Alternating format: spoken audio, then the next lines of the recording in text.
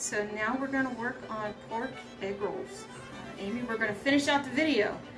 So we ground pork the last time.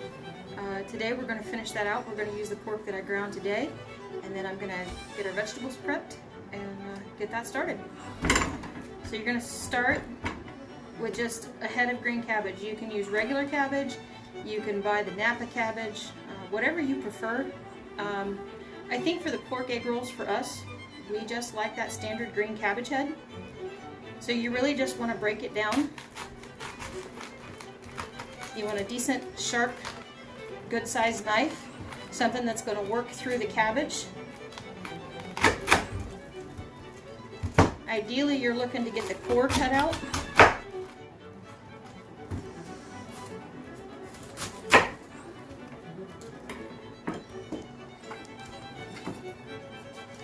The core is bitter, so you don't really want to use that in your recipes. If you've got farm animals, chickens, cows, whatever, they'll eat it.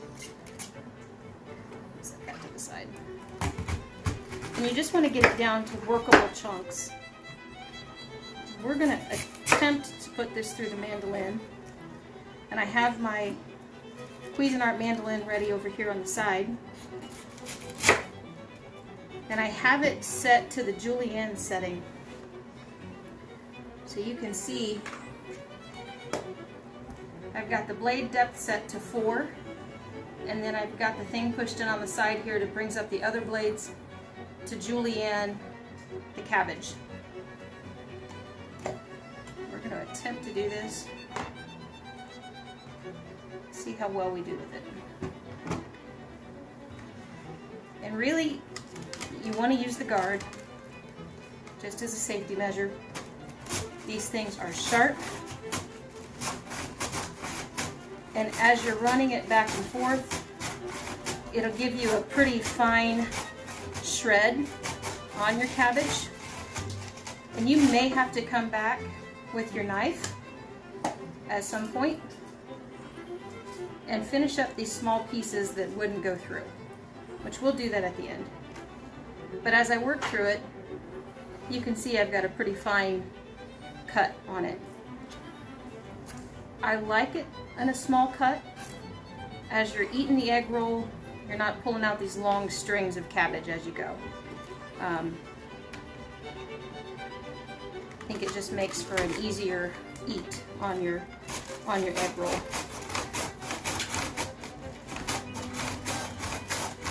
This is a pretty firm head of cabbage. So it's kind of taken a minute to get through it, but it will make short work of it. Alright, so I've worked through most of the cabbage with the mandolin. You can see I've got a pretty fine shred on it. What's left I'm going to work through with my knife. This is what I couldn't get done without using that guard. I think it's silly to run that down and then try to use your hands on it. You end up getting cut viciously. So I'm just going to work through the rest of it with a knife. This is the knife that I used to cut the cabbage apart with to begin with. And we'll just run through this. It'll be just a shade different texture of what's in that bowl, but by the time it's cooked, it's not going to matter. And so you just want to run through it kind of as finely as you can.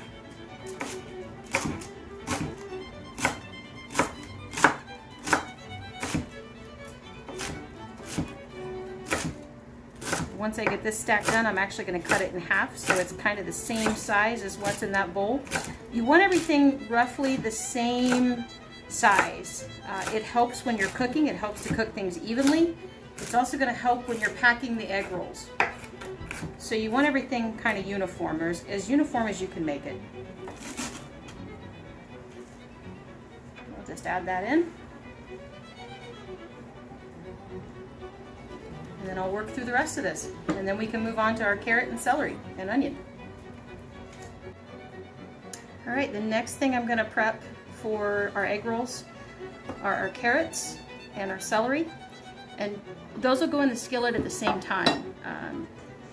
Although I'm going to shred the carrot on a coarse shred, and then I'm actually going to finely dice the celery. but they'll go in the skillet at the same time. I'm just going to cut the ends off the carrots. These will either go in the compost or they'll go to the chickens. And I'm going to get my box grater. If you don't have a box grater, you just have a regular grater, you're fine. You just want to use it on that coarse shred. You've got a couple different options on this. I have a fine shred, and then the coarse shred, and then we have a slice option.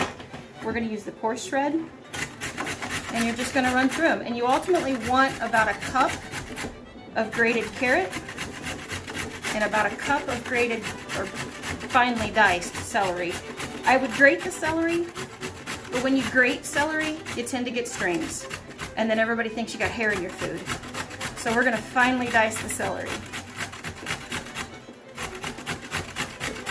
We'll just run through these really quick.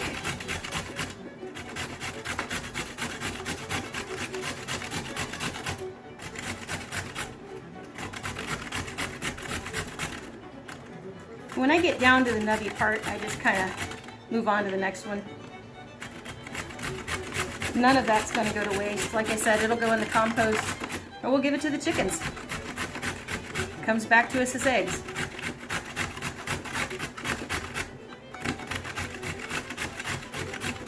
You know, you'd think with a box grater you wouldn't have carrot flying everywhere, but you sure do.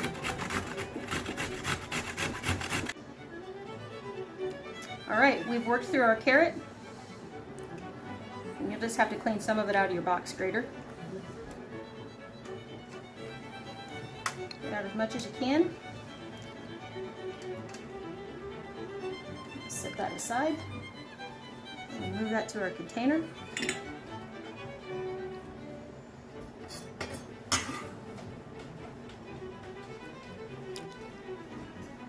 Alright, so you want to think of the carrot, yes, as part of the filling, but it also is a seasoning agent, or you're adding flavor. So we've got about a cup of carrot on that coarse grade. And I'm going to move to our celery. And I've cleaned our celery up before I start. All of the vegetables you've seen me work with today, I've pre-cleaned them, pre-washed them. I don't do anything that I don't wash the vegetables. It's disgusting if you don't. And you want to just work this down into workable pieces. Again, you're going for that fine dice on the celery. I would have grated this, but as I said, you grate celery and then you get strings. And then it just, people ask if there's a hair. And it's not a hair, it's celery. So we're going to dice it. We're going to dice it pretty fine. And I've switched my knives. I work a little better with this knife.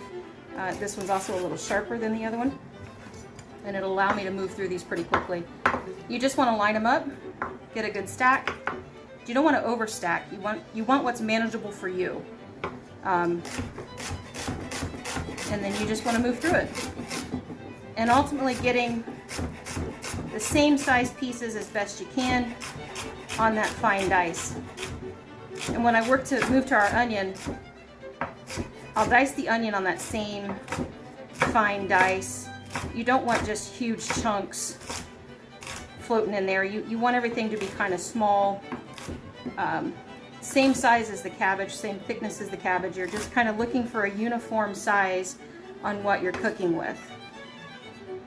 And then if you run out of room, move it to your bowl and move on to your next stack. And move through that one as well. And same thing. Just moving through it, keeping your fingers out of the way, kind of making those uniform cuts. I happen to like the Santoku style chef knife. Easy to work with, easy to move through your food with. If you've got good knife skills, really nice knife to use.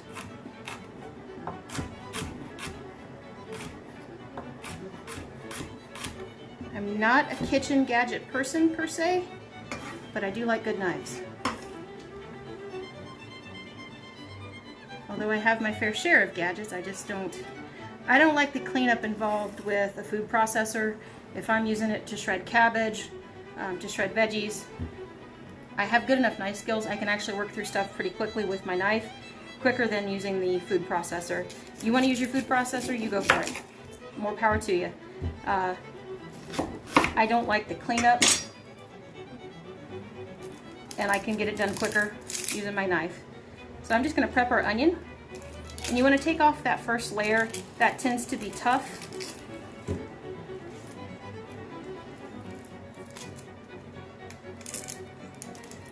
You're also going to have stinky hands when you're done.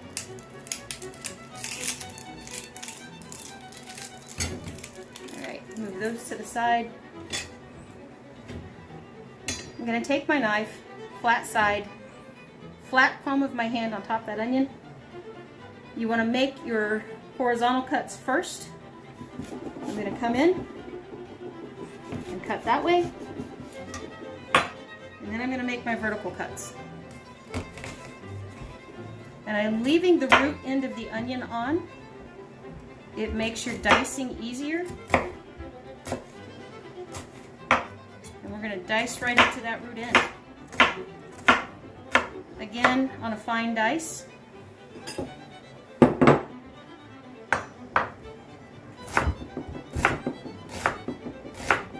Keeping your fingers back out of the way. You want to kind of keep them curled.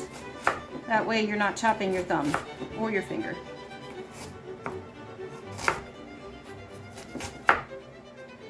Alright, there's half of it. We'll move to the other half and get it done. And you can see I have another kind of onion sitting over here. We have green onions. We're going to cut those up as well, but those are going to kind of finish out the cooking. Those will go in very last. You don't want to overcook them. And they're different flavor, different texture from the white onion. Think of the white onion as a seasoning for the pork. So the onion, we have garlic that's going to go in, and the ginger. Those are all going to season your meats. The green onion goes in last as a final seasoning to the cabbage. And again, those vertical cuts.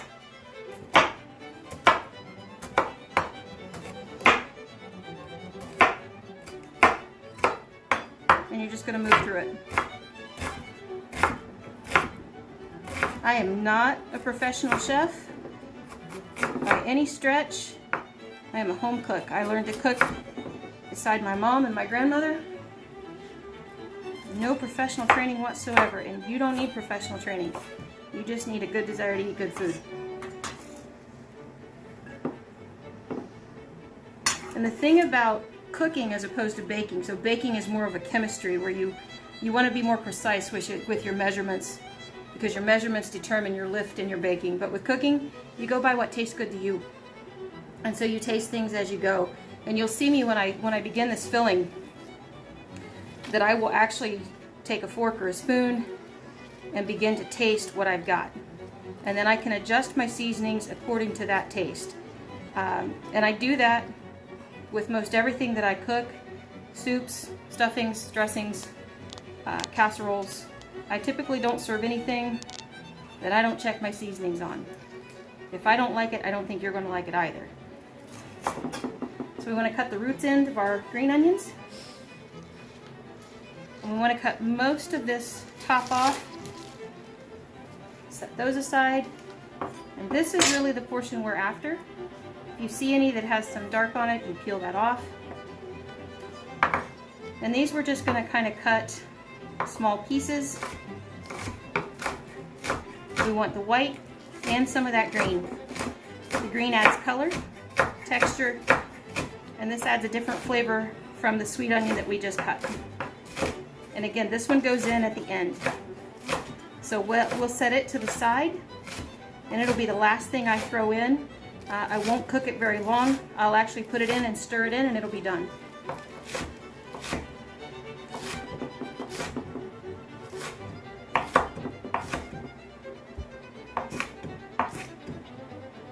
Alright, doesn't have to be perfect. Put those here. And then we can move on to putting this stuff in the skillet. And I have a large skillet behind me. I'm going to get some olive oil heating up in that. And we'll start with onion. and garlic first. Onion, garlic, and ginger will be the first things we do. Okay, so I've got a deep skillet. I believe this is about a 12-inch. It's a 10 or 12-inch skillet. I'm getting it hot. We're going to add a little bit of olive oil. We don't need much, but we want just enough. A couple tablespoons, give or take. And so I have some already squeezed garlic. I don't like chopping garlic, so you're going to get the squeezed stuff. And then I have some ginger paste. I actually found this in the seasoning aisle at the store. We have a salt-free seasoning, my salt and pepper, soy sauce, sesame oil. I'll also be adding a little bit of red wine vinegar in here to the cabbage. But we're going to get started with our onions. I'm going to roll the oil around the skillet just because I want to kind of coat it good.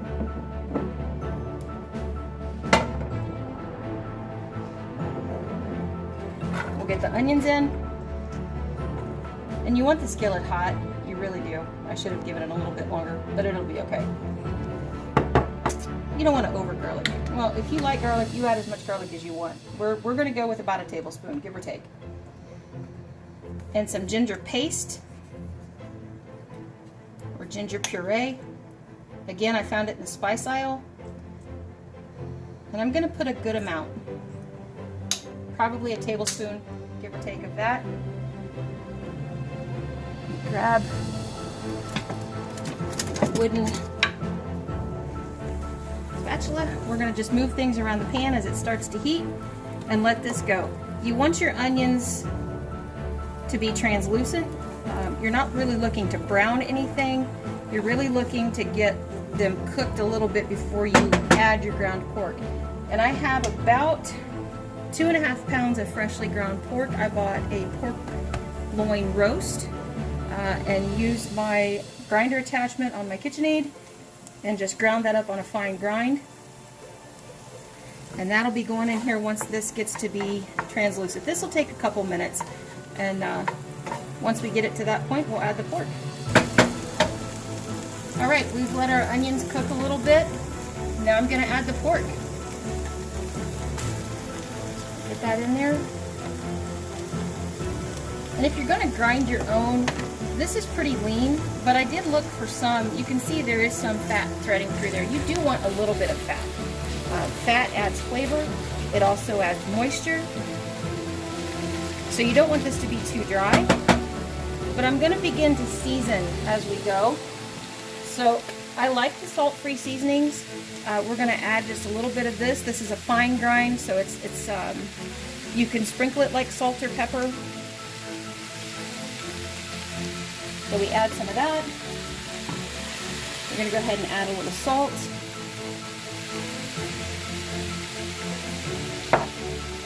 And some pepper.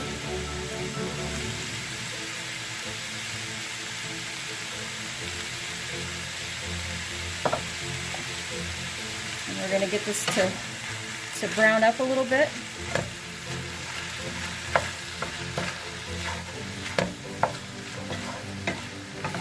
And I know it looks like we're not going to have room for all that cabbage in here. We really will. It will cook down some. I'm not going to cook it down a whole lot. I want it tender, but I don't want it smushy.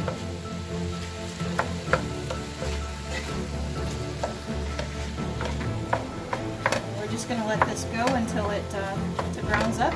You really just want to take your spatula and kind of break it up as you go. This is broken up pretty good because we did grind it ourselves. You just don't want any huge clumps of meat. You want everything to be able to stir together and blend together.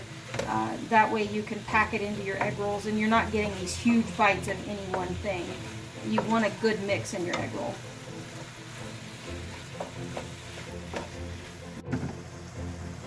Alright, now that I've got our pork to this point, it's not cooked all the way through. You can still see there are some raw pieces of pork in there.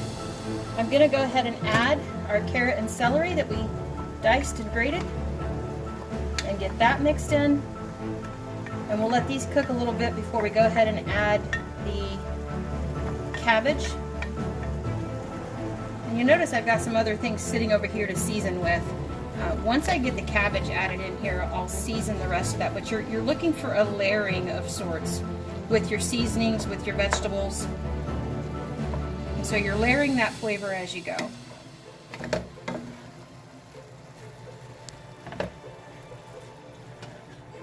And we're just going to let this cook a little bit.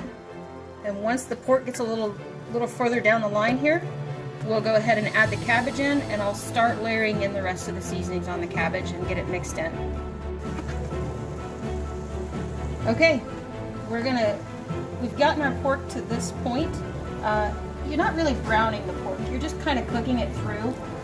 Bearing in mind, it is going to cook a little further once we've wrapped our egg rolls and we deep fry them. You're going to see me make a large quantity of egg rolls today. I think I have about 40 wraps in total. I don't know that I'll get through all of those, but I'm going to make some to put in the freezer. So we're going to freeze them individually before we cook them, and then we'll have them to pull out of the freezer anytime we want them.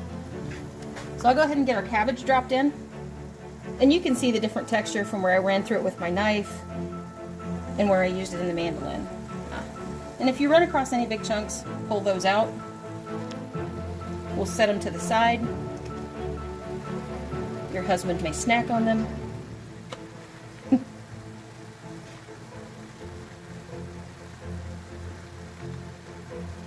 And I'm just trying to get it in a skillet. It will fit in here. I know it looks like it's not going to. It really will. Again, finding another big chunk. See, look, nothing perfect.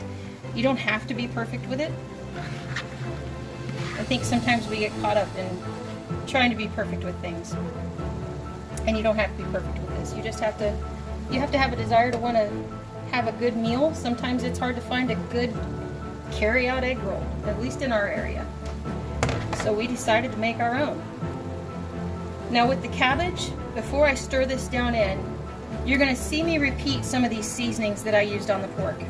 So our salt-free. Why am I using salt-free? Just to add salt later? Well, I happen to like this blend, and I can control the amount of salt that I put in this thing. I am going to add a little more salt to the cabbage, a little more pepper. I'm going to add just a shade more of our ginger puree. Ginger's kind of a lemony flavor, if you will. And this is the other one. This is sesame oil. You really want just a couple of tablespoons of this. This is one of those things that a little bit goes a long way. So a couple tablespoons, and I'm really going to eyeball it. Yes, I am. So there's one. And we're going to call that 2. I'm going to douse it with a little soy sauce. I'm eyeballing this. You want to measure, awesome. This is probably, I don't know how much this is. We're just going to go with it till I think it looks good. I'm going to give it that much. Yes, it's salty, but it also adds a flavor dimension of its own. The other thing I'm going to add is some red wine vinegar. If you've got rice wine vinegar, you can use that. You can use apple cider. I'm not using a whole lot, just a little. Maybe a tablespoon, if that, maybe half a tablespoon. And because I've added the vinegar, I'm going to take a couple, just teaspoons maybe, of sugar, because you want to balance out that flavor. You don't want the harshness of the vinegar too much, but you're just adding a background flavor. And then I'm going to come in, and as I've been doing all of these things, that bottom layer has been cooking, and I can stir this down, mix everything up. And again, I'm not looking to cook the cabbage to the point of, being smushy. You want it tender for sure. If you're like me, I kind of have trouble with raw vegetables. They tend to hurt my stomach. So I do cook this probably further than some would, but it still turns out really good in the recipe. All right, I'm going to use just a plastic fork, and I'm checking for seasoning, making sure that it tastes good.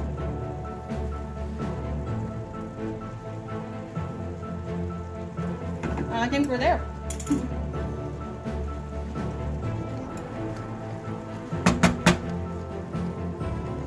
So now that we've got the cabbage and pork to this point, I'm going to add our green onions that we diced.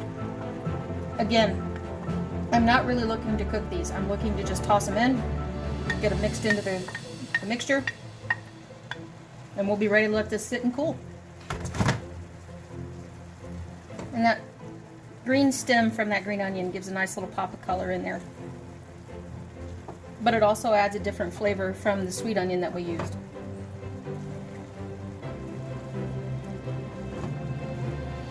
You just want to mix it up good. I'm actually going to turn the heat off.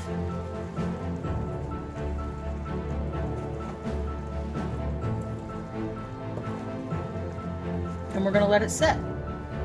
Again, you want this to come to room temperature, so we're probably going to leave this set for a good hour, maybe 2, just depending. And then when we come back to it, we'll be ready to roll. So we've got our egg roll mixture cooled. We cooked it. We let it set. It's come to room temperature.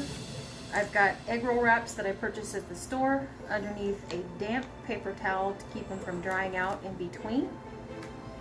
We're going to put the first one down so that it looks like a diamond shape in front of you. And the trick to all of this is not overfilling your egg rolls, which I have a tendency to do. So you're going to scoop your mixture out and really just enough to make a decent sized roll without overfilling it. You want to take your back corner, bring it up and around, tuck it back in a little bit, tuck back in any filling that's kind of escaping, bring up your sides,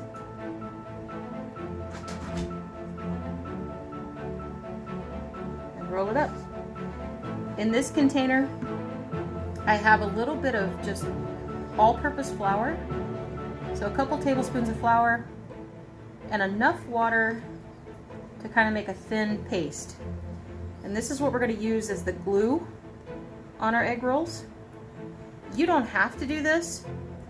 You can just use your finger and some water and run the water on the edge of that wrap and it will seal it. I feel better about it that way because it's less likely to pop open when you're frying it in the hot grease. It's not a pleasant experience to have that pop open. It kind of makes a mess. And we just keep moving through. And you'll see one side of the egg roll is a little more floured than the other. You want that more floured side down on your cutting board. And we'll just go through, continue the same process, filling the wrap, rolling it, and I should have enough filling here to do about 40 rolls. And we will fry some up for supper, but the rest of these will get frozen unfried. Now you can do it either way, but I will leave ours unfried, and then I will lay them out flat on the baking sheet that I have lined with parchment paper, and I will freeze them in our freezer just like that. Once I have them individually frozen, I'll put them in a gallon-sized bag and label them with the date, what they are, and put them back in the freezers for us to grab whenever we're wanting egg rolls quickly and not having to stand here and wait for me to do this. And again, I just put a little bit of glue down and continue to roll. And this will be my process until I get it finished. I have our egg rolls ready to drop into our oil. I did drop some stuff down in there to make sure the oil was hot and ready to go. The trick to this, I like to fry them with the seam side down. Kind of helps to seal them right away. You'll notice the oil immediately starts to bubble. The real trick to this is not overloading your pan. You don't want to put too many at once. It will drop the temperature of your oil. So I only do about 4 or 5 at a time. And I've got enough oil in here. I've probably got 2.5, 3 inches of oil in this pan. So you want it deep enough to deep fry the egg rolls. just working consistently. And then you let them go until they're golden brown. It takes about 3 or 4 minutes. Once they're done, we'll take them out, lay them in a paper towel lined pan, and they'll be ready to go. And as you can see, these have been in here for a few minutes, and they're getting very close to being done. I'll start pulling them here in a moment. And you have your own homemade fried egg rolls. And we buy a store-bought sweet and sour sauce. I don't bother with making my own sweet and sour. There are some pretty good products out there. We tend to like La Choy sweet and sour, I think is what I buy. But we've had Kraft, we've had several other brands. Whatever you choose to buy is what you like. And anything that we've put in here, you can get right at your local grocery store. What we have readily available to us is Walmart and Kroger. And so anything that I've used, I've bought locally. I didn't have to go to a specialty store to get it. And it's not terribly expensive to do. It just is time consuming. And you can shortcut this. You don't have to stand and shred your cabbage or your carrots. You can buy that coleslaw mix already bagged, already shredded. You can use that as your base and just add your celery, your onion, and your spice or seasoning mixes to it, and go that route. You don't have to grind your own pork. We did it because it was cheaper. And you can use whatever ground meat you choose, be it pork or chicken or beef. You can even buy shrimp and finely cut that up and go that route. But once they're done, you pull them out, and there you have it. You let them cool because they are going to be lava hot. You have your own homemade fried egg rolls.